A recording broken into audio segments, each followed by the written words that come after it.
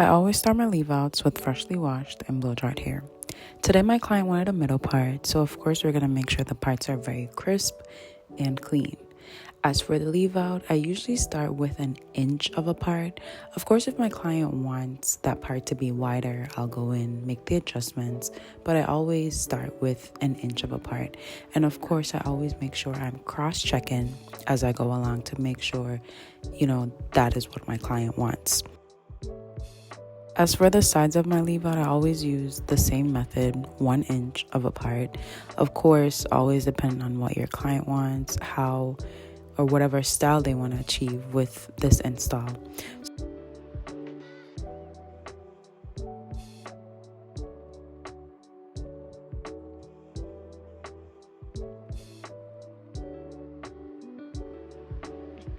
I have this technique that has been helping me for the longest while. I usually use the tip of my comb and I use it to act as the track of the hair. So if I could still see that tail comb, then I know I need to add more hair. But in this instance, my client just wanted this amount of leave out. I always secure my leave out by braiding it away down the middle and to the sides. And of course, I do that on both sides.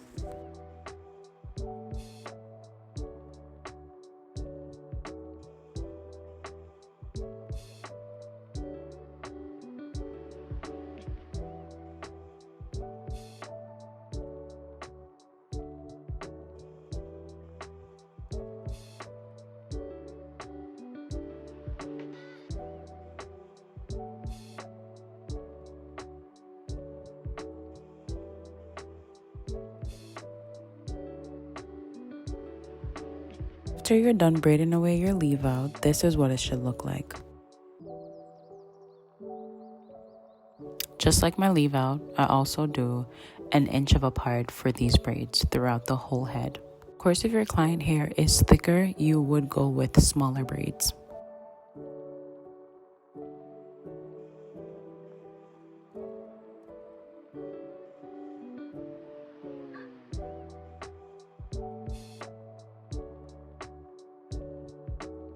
Right after I part out the first braid out, I usually go in the back and I part about, I want to say like 1.5 inch of a part.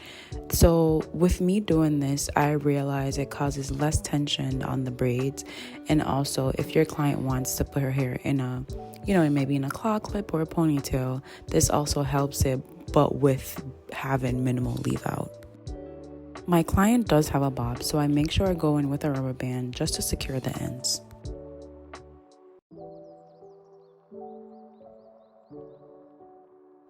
I always start with a very small amount of braiding hair on my first 2 braids. I find that my braids are a lot more firm and it helps me with the net application.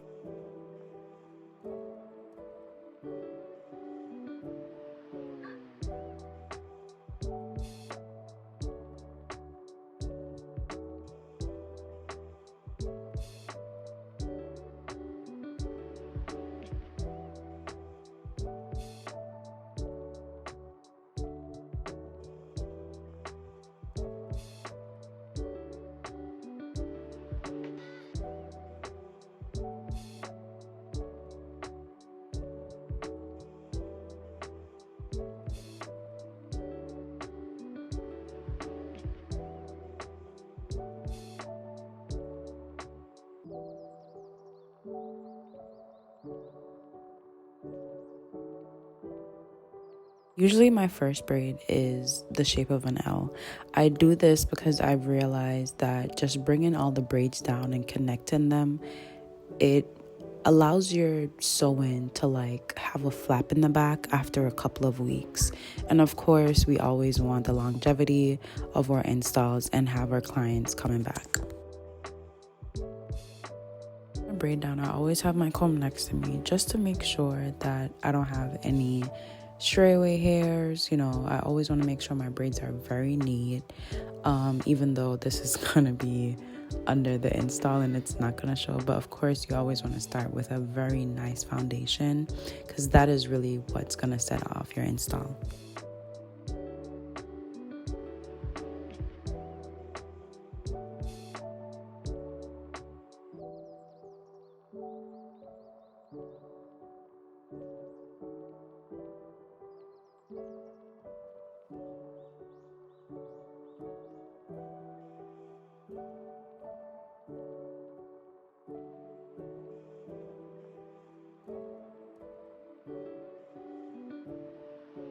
Once you're done with your first braid, this is what it should look like.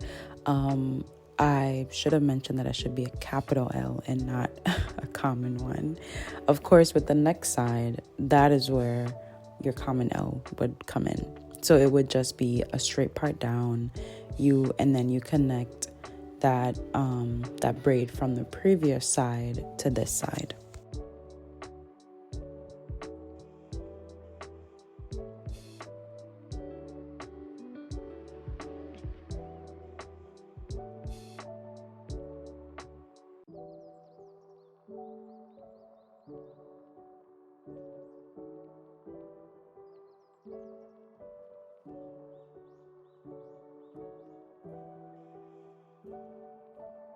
Once you get to your client's ear, that is when you always want to start preparing to tuck the previous braid into this current one. So when you get to this side where you have to connect the braids and make that loop, I always find that you have to have a little tension on the hair. Of course, not hurting your client, but just to make sure that your braid is very firm after you've connected it.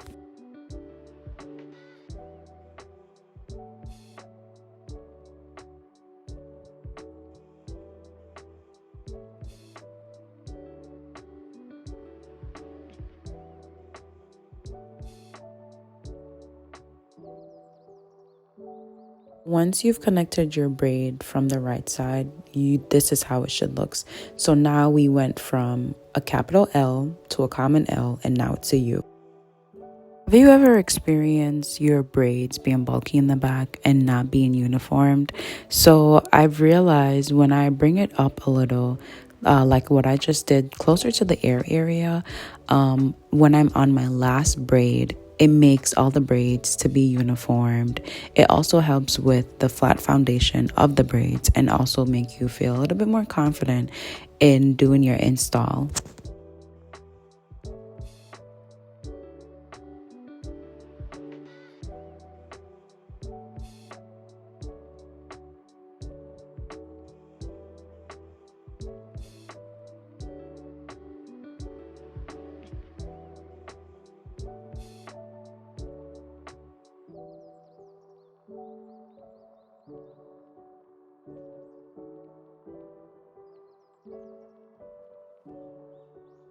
Once you've braided your third braid halfway, you want to connect the second braid into it to create a loop, just like this.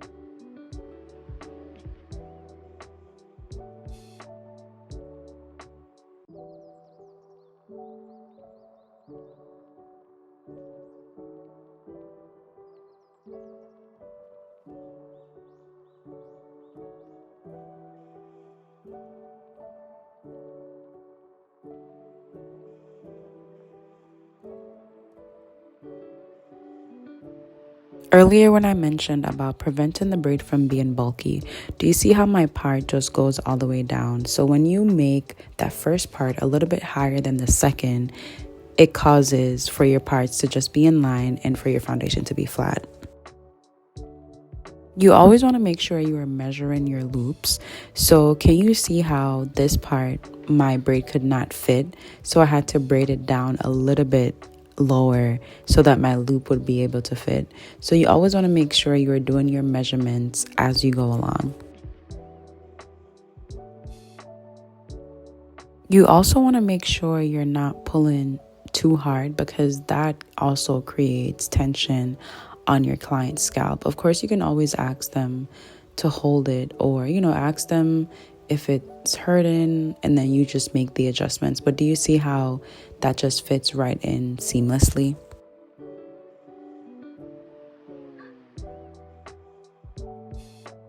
client does have a bob, so that is why you're seeing a lot more hair sticking out than usual.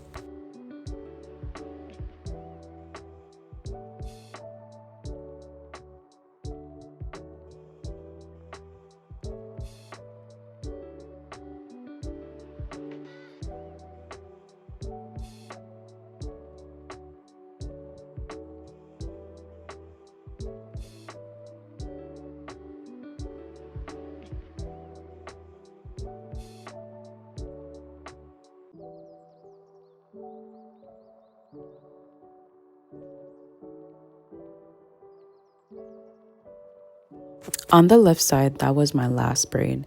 This side, you want to have 6 braids. On the right side, you want to have another 6. And then in the middle, you want to have 3. So in total, you should have 15 braids depending on your client's head. So after we've done our right side, this is what we're left with. We are down the middle, no bulkiness. So I usually start with braiding it down about halfway in the head. I always start with the left side first, only because I'm right-handed. Of course, this changes depending on what's your dominant hand. So again, with the measurements, I had to make sure my loop would have been, perfect for that braid, but it wasn't. So I had to just braid it down just a little bit more, and then I added it. Once I've added my left side, I immediately braid down my right side into it and braid them down together. So once you get to this last braid, you want to add a little bit more tension, not too tight, but just a little tension, because once you get to this last braid, you are braiding a lot more hair, and you want to make sure that braid is firm.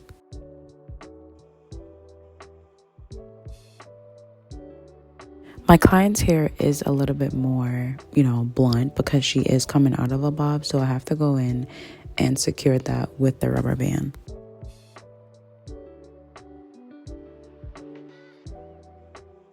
What if I told you didn't have to sew that braid? So most of my clients have to take out their weave, and taking out your installs is already a hassle.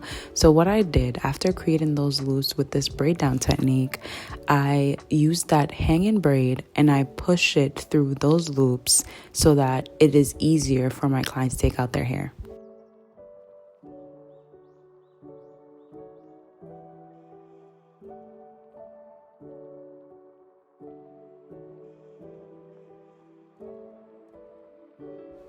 So we have 6 on the right side, 3 in the middle, and 6 on the left side. So when you're done, this is what your braid down should look like.